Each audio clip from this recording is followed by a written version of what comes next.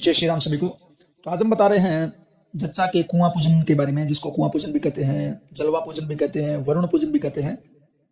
लगभग बच्चे के 1 महीना हो जाने के बाद और वरुण जी का पूजन है वो किया जाता है। जल देवता यानी कि वरुण देवता हमारे शास्त्र में, सनातन धर्म में देवी देवताओं में ऐसे देवता है जो अतिशीघ्र रुष्ट होते हैं, अतिशीघ्र प्रसन्न होते हैं, और उनके पूजन के बिना किसी भी प्रकार का जो पूजन है वो संपन्न नहीं होता है।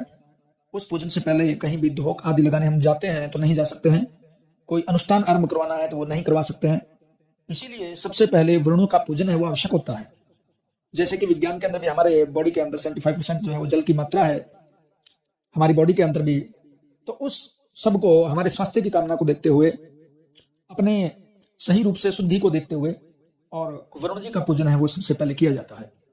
तो सबसे पहले तो अच्छे मुहूर्त का चयन करें, आप अच्छे दिन का चयन करें, अच्छी तिथि का चयन करें, पक्ष का चयन करें, शुभ मुहूर्त निकलवा करके, और आप अपने बच्चे को वहां से लेकर आए, पीहर से लेकर के आए, माँ के पीहर से। और जच्चा बच्चा वहां से आते हैं अपने गिफ्ट आदि जोकर ला करके। इसके लिए पीहर से क्या होता है, उपहार स्वरूप है वो सभी के लिए, बच्चों आदि के लिए गिफ्ट लेकर आते हैं। जैसे कोई वस्त्र लेकर आते हैं अपनी सामर्थ्य से। देखिए, आवश्यक नहीं है, जितनी भी प्रथाएं हैं उपहार के, चाहे वो दहेज प्रथा या ये आवश्यक नहीं है, हम नहीं भी ले सकते हैं। तो इसके तौर पर अपनी सामर्थ्य के अनुसार जितना भी छोटा बड़ा हो तो वो पीहर से लेकर आते हैं सभी के लिए। और जो जच्चा है यानी कि जो बच्चे की माँ है वो पीला वस्त्र पहनती है, बच्चे को भी आप पीला या गुलाबी वस्त्र है वो पहना सकते हैं।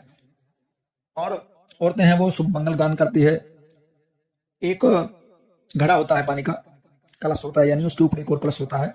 उसमें आम के पत्ते हैं या खेजड़ी के पत्ते हैं, कुछ लोग नीम के पत्ते रखते हैं, ये रखा जाता है। और जो बच्चे की माँ है वो श्रृंगार करती है, उसको चूड़ा भी पहनाया जाता है। चूड़े को पहनाने से पहले आप उसको धूप में से निकाल सकते हैं, यानी जैसे गाय के उपले का, गाय के गोबर का धूपिया होता है, उसके अंदर से भी निकाल सकते हैं। तो सुरक्षात्मक रूप से वो चूड़ा पहनाया जाता है। इसके बाद और गेहूं को उबाल करके यानी घुघरी का प्रसाद बनाया जाता है। पूजन के सामान के अंदर रोली है, मोली है, चावल है, थोड़ी जौ है, गाय का गोबर है, प्रसाद है, ये सब चीजें हैं वो ली जाती है।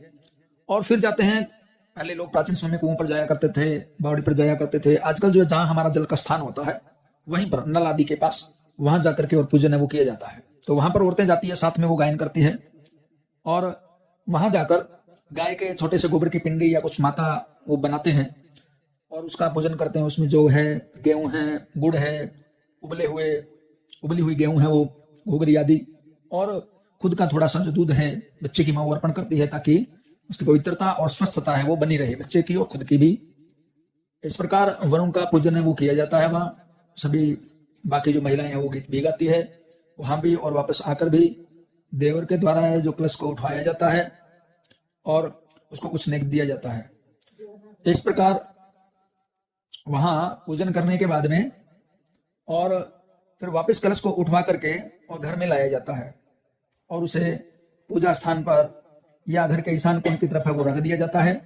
उसके बाद में फिर मंगल गीत गाए जाते हैं, आयोजन होता है, कुछ लोग है वो भोज भी करवाते हैं, यानी पार्टी भी करवाते हैं।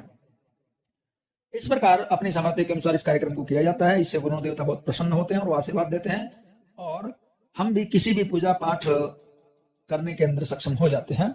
उसके लिए हमें वरुण देवता से अनुमति है वो मिल जाती है। तो ये हमारी परंपरा में बहुत ही आवश्यक, इसको लोग काफी आजकल बहुत आगे भी कर देते हैं, जो कि गलत है। कुछ बहुत पहले कर देते हैं, 10-11 दिनों का, ऐसा नहीं करना चाहिए। पूर्ण शुद्धि के बाद में ही वरुण देवता का पूजन है वो किया जाता है, और इन्हीं के आशीर्वाद से, ये बहुत महत्वपूर्ण पूजा है, इन्हीं के आशीर्वाद से हमारी जो बाकी की पूजा है, बाकी जो भी अनुष्ठान हमारे द्वारा किए जाते हैं, परंपराएं निभाई जाती है, उनमें सफलता मिलती है।